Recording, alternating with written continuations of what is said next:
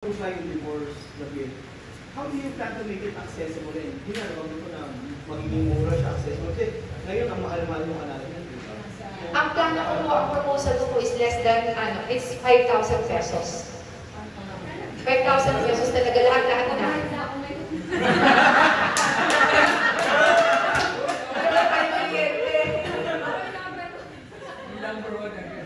Sa family court po, tayo magpa-file.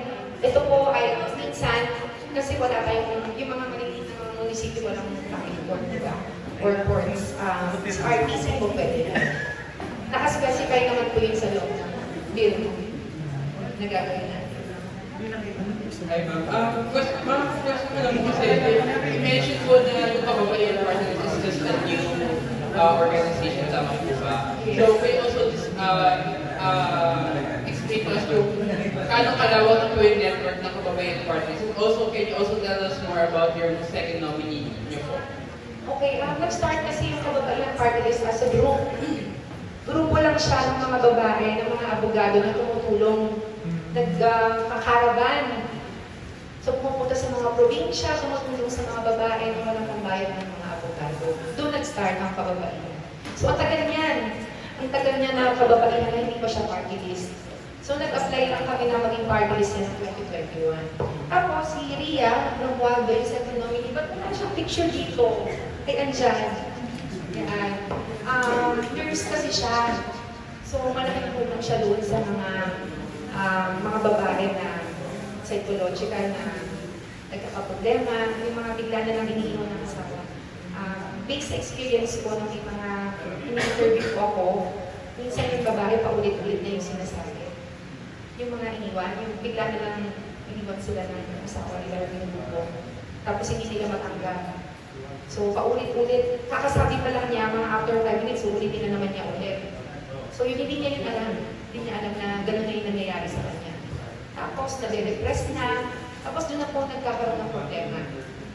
Mga light po ng mga, hindi naman, hindi siya yung hindi pa yung, ano tawag dyan, yung nadadala na sa Mandaluyong Mental Hospital. Wala pa sa gano'n. Kailangan tulungan na natin yung mga babae. So, malaki po yung natutulong niya sa gano'n at sa mga, dahil nurse po siya, yung mga babae po kasi may mga unique na mga sakit. Ang mga babae lang po ang nagkakaroon ng breast cancer. Pero meron din mga lalaki, 1 in a million. Pero kami po kasi mga babae, 1:8 na mga babae po nagkakaroon po ng breast cancer. As in 1:8 baka tumakas pa. No, yan po yung datos sa buong mundo. Tapos, cervical cancer at lahat po ng mga cancer na related sa mga babae lamang. Tapos, pagkapanganak pa ng babae, meron pang pinatawag na postpartum depression. So, may mga sakit po talaga ang babae na unique lang po para sa babae. Kaya po, nung nag-usap kami, alam ko na marami siyang matutulong sa kababaihan party list, and pumayag na lang po siya. Dapat nga, may doktor din di ba? Kaya lang nung time na yun, active po siyang tumutulong sa mga babae po kasi yung pag-nagkakaraban, talagang ulitin ko po, yung caravan po natin, grupo po siya ng mga abogado na pagdating dun sa probinsya, talagang punukuha talaga yung mga babae, mga may kailangan ng abogado. Tapos libre po yun, lahat. Hello po.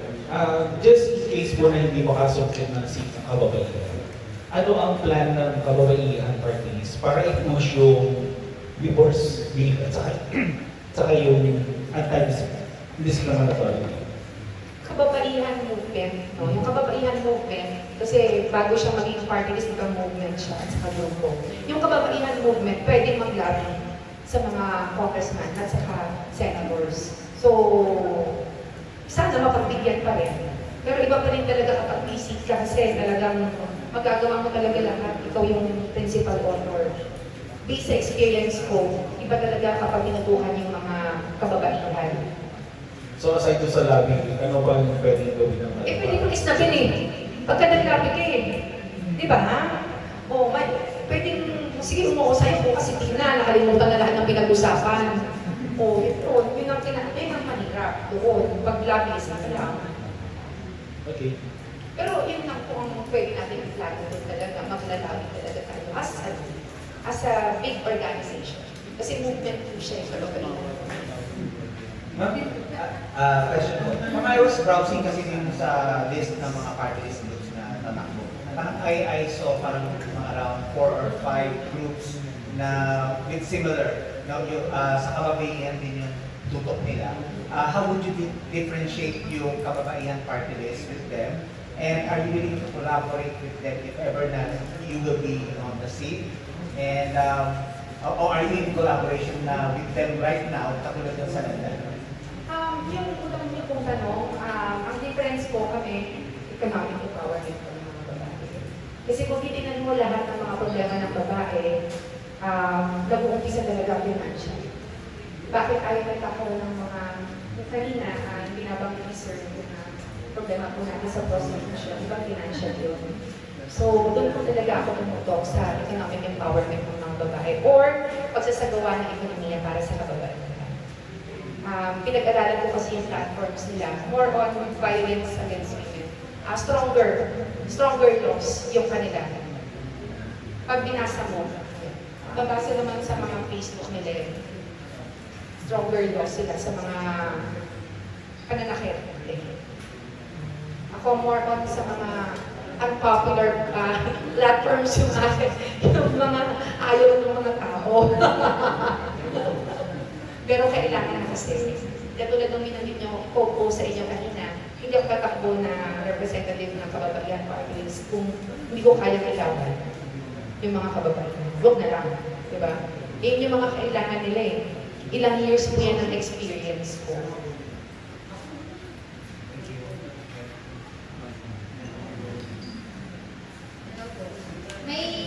Pwede po kayong i-share na naipasang batas as city councilor na na-benefit ang mga kababaihan at naging successful at masasabing tataklit pa nito. Dito sa Quezon City, sa buong Quezon City, kilala ako sa yung pagbuo ng solo parents. At naging example ako sa buhay. Pero hindi lang yun. I mean, kasi grabe yung advocacies ko sa breast cancer at sa cervical cancer eh. So, yung pinakaunang bill na napasa ko sa council, yung libre pap smear sa mga babae sa Quezon City. Pero kilala nila ako sa solo parents. Kasi kilala ako sa buong Quezon City. Kung sinabi mo Kate Cositeng, solo. Pero hindi po ako solo parent. Nagkataon, binuo ko lang po siya nung time na yun. Pagkaupo ko. Tapos ngayon may sarili na siyang office under ng SSD. Ako rin po yung nag-create ng office. Question po. Question ko lang po. Ano yung magiging message mo sa... Isa sa mga nag-create pala, meron ako mga kasama counselors nun, si Alfred Vargas. Alala ko, Alpha ba? Basta marami tumulong. Mga konsehan. Mga talagang grabe din talaga tumulong sa akin yung mga konsehan. Ko, mabalik din kasama mga konsehan. Sana gano'n din sa others. Ay, sana. Babatuloy ko sila. Question ko po. Ano yung magiging message mo sa youth, particularly sa mga kababaihan?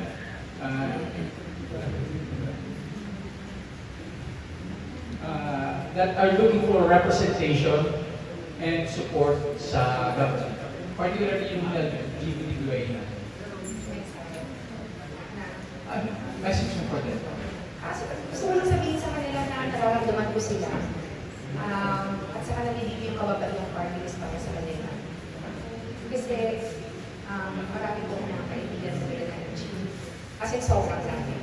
At sa campaign ko pa lang, at saka sa mga staff ko, 30% na po wala. And sila yung number 1 na nagpapawala ng stress ko. Sa kampanya pa lang, malungkot na malungkot ako. Katulad ngayon, wala akong tulog. Wala pa po akong tulog talaga. As in, sobrang konti na lang. Minsan yung down na. Pag yung staff ko na LGBT, biglang magsasayaw sa gitna nung daan, di ba ba? Sabi nila, taga-house-house, tingin mo kaya nagsasayaw doon sa gitna. Nag-split pa. So, talagang, alam mo yun, nakakawala talaga ng stress. Kaya, ang gusto ko lang parating sa kanila na nararamdaman ko sila ay alam ko kung anong kailangan nila.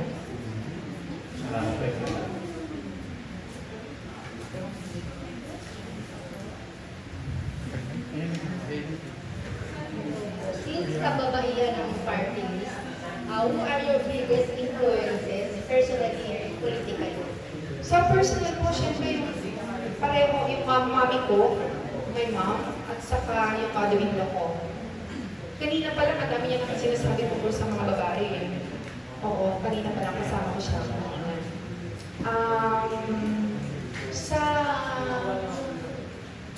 Sa international, si Hillary Clinton. Gusto ko talaga siya. And napaka-lungkot lang na hindi siya nanalong presidente dahil babae siya. Pakiramdam ko po yun ang dahilan. Dahil babae siya. Pero that time kasi siya yung pinakamagandang plataforma sa US. And nung yung asawa pa niya, yung nakaupo, I believe, si Bill Clinton, si former President Bill Clinton. I believe yun yung time na napakaganda ng economy ng Amerika. Kasi ngayon, medyo may problema sila sa economy.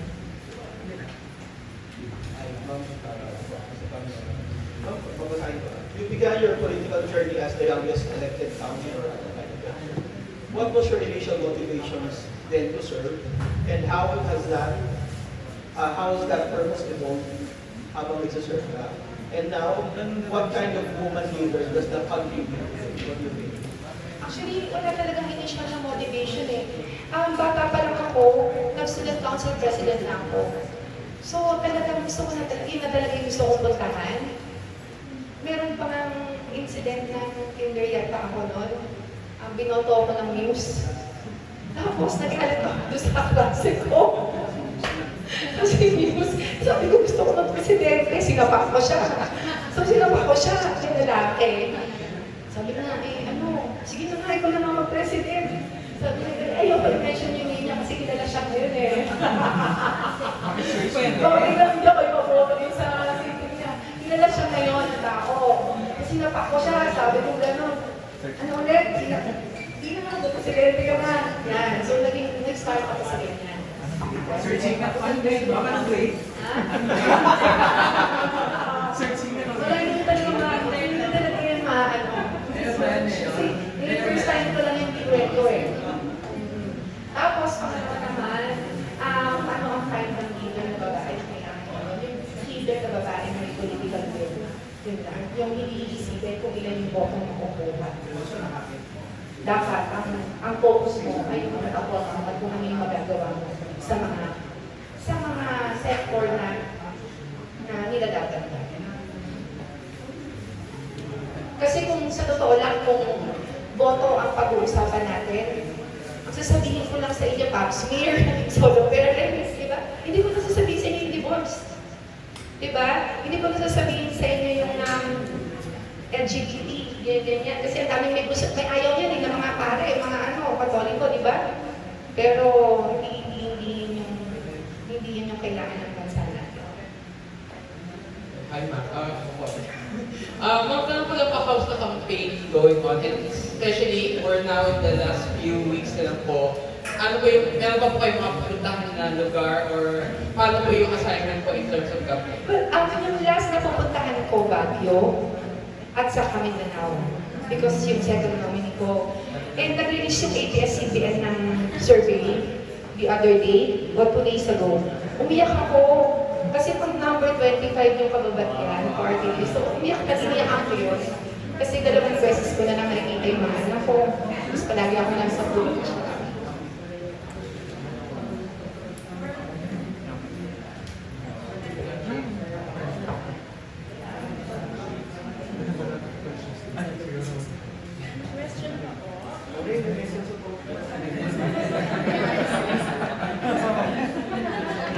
Hindi naman ito Miss Universe.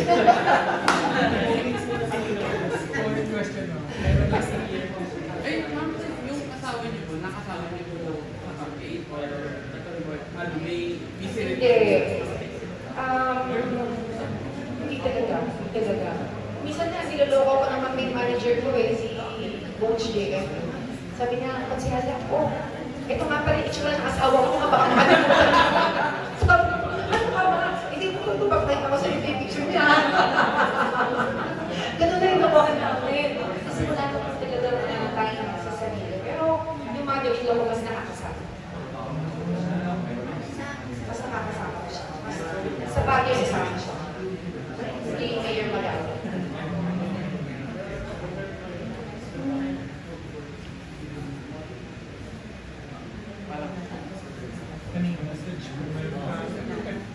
were to speak in behalf of women, what would you say? Last message ko lang, sana tulungan ninyo ako. Nakikiusap ako na tulungan ninyo yung kababaihan party is para sa mga babae. Because panahon na para matulungan yung mga babae sa ibang paraan. So, totoo kailangan ng mga babae. At yung kababaihan naman ay totoong marginalized exclusion. And very general. Ibig sabihin, yung mga klase or sektor ng kababaihan, pati mga kababaihan ng mga magsasaka, ay patutulungan ko na. Lalo na doon sa microfinance law for women natin. Kasi yung iba dyan, 20 years na lumagisita ko sa Cagayan, sila, at saka sa Nueva Ecija, yung iba sa kanila ang pangarap kami na mabili yung lupa nila. Kung saan nagsasaka sila ng 20 years na. So kapag nag-grant sa kanila yung loans nila, at least mabibili na nila kahit yung lupa nila. Kasi ang nangyayari dito sa atin sa bansa natin, yung mga mayayaman, lalo yung mayaman, yung mga mahirap, lalo yung mahirap. And ang fear nila, baka ibenta yung lupa nila ng may-ari ng lupa. Na kung saan sila nagsasama. Kung aalala niyo dati, ako bata pa ako, we used to export rice abroad. Pero ngayon nag-import na tayo ng bigas, ng rice. And hindi pa rin ako mapaniwala na dadating pala tayo sa ganung point na tayo na yung nag-import ng rice. Kasi dati proud ako dahil nag-export tayo ng rice. Pero ngayon wala na lang bigla na pabayaan yung sector na yun. And karamihan sa mga masasama natin, mga babae. Hindi po mga lalaki. Mas madami po yung mga babae. Kaya nung binisita ko sila, sabi ko sa kanila, maghintay lang sila at baka matulungan po sila ng kababaihan party list kapag